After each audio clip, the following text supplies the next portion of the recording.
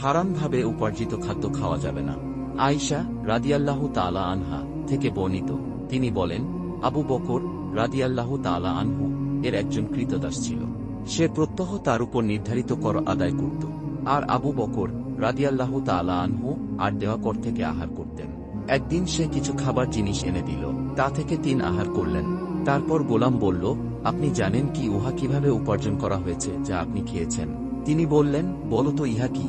গোলাম উত্তরে বলল, আমি জাহেলি যুগে এক ব্যক্তির ভবিষ্যৎ গণনা করে দিয়েছিলাম, কিন্তু ভবিষ্যৎ গণনা করা আমার উত্তমরূপে জানা ছিল না, তথাপি প্রতারণামূলকভাবে ইহা করেছিলাম।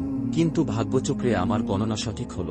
আমার সাথে তার সাক্ষাৎ হলে গণনার বিনিময়ে এ দ্রব্যাদি সে আমাকে হাদিয়া দিল যা থেকে আপনি আহার করলেন। আবু বকর রাদিয়াল্লাহু তাআলা আনহু ইহা শোনামাত্র মুখের ভিতর হাত ঢুকিয়ে দিয়ে বমি করে দিলেন এবং পাকস্থলীর মধ্যে যা কিছু ছিল সবই বের করে দিলেন। বুখারী ৩৮42।